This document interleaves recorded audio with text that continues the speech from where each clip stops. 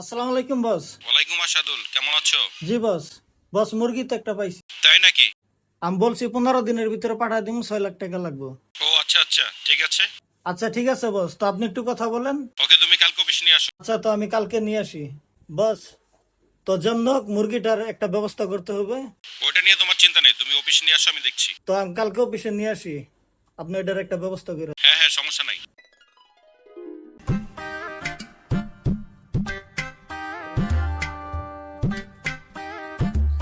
আসসালামু আলাইকুম বস। বস কালকে আপনার সাথে ফোনে কথা বলছিলাম না? ও হ্যাঁ, তুমি বলছিলা যে এই কথা। আচ্ছা বসুন আপনি। আসসালামু আলাইকুম।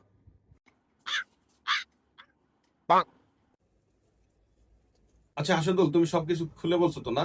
আচ্ছা তাহলে এক কাজ করো, ওনার ফাইলগুলো জমা দাও। আর আমাদের যে সার্ভিস চার্জটা তাও নিয়ে নাও। আশা করতেছি তাকে 15 দিনের মধ্যে না, আমরা 7 দিনের মধ্যে তাকে পাঠিয়ে দেবো।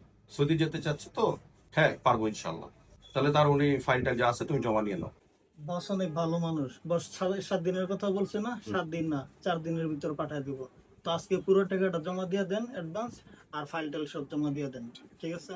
আজ এলাম কাগজপাতি আর এই যে টাকা এই জায়গায় আছে বুঝছেন, 6 লাখ টাকায় কিন্তু যেহেতু বসে বলছে 4 দিন তো আরো ভালো। ঠিক আছে তো আচ্ছা ঠিক দেখেন। আছে, তো আমি বসকে ম্যানেজ আচ্ছা ঠিক আছে। বস, মুরগিটা ফাইল আর 6 লাখ টাকা দিয়ে গেছে।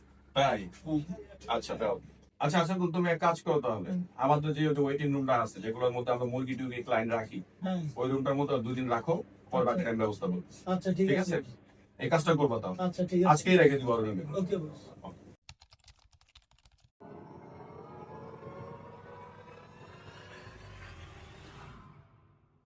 তো আপনি এই জায়গায় 2 দিন থাকেন, 4 দিনের ভিতরে আপনাকে বস পাঠিয়ে দিবে, ঠিক আছে? ঠিক আছে।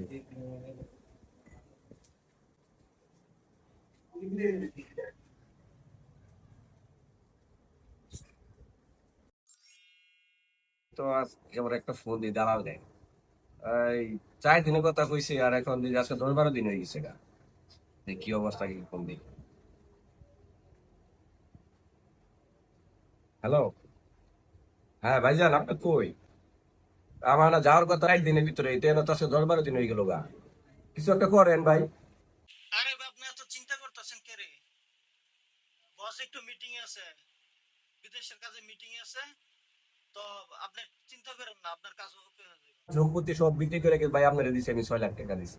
না না না ভাই, এই জায়গায় কোনো খাওয়া দাওয়া তো কিছুই পাই না বুঝছেন। আমার অবস্থা খুব খারাপ ভাই। ভাই প্লিজ। হ্যাঁ না, অফিসটা তো বন্ধ। কি করি? এই তো ফোন দিয়ে দেখি পাওয়া যায় কিনা। আমার এখন কি হইব? কাঙ্ক্ষিত নম্বর মোবাইলটা তো বন্ধ পাইতেছি। আমার সর্বনাশ, আমার সব। ঠিক এমনইভাবে দালালদের খপ্পরে পড়ে নিঃসঙ্গ হয়েছেন অনেক মানুষ। বিদেশে যাওয়ার ইচ্ছা প্রবণতা নিয়ে মানুষ নিঃসঙ্গ হয়েছে না দালালদের খপ্পরে পড়ে। আজকের ভিডিওটি কেমন লেগেছে অবশ্যই কমেন্টস করে জানাবেন।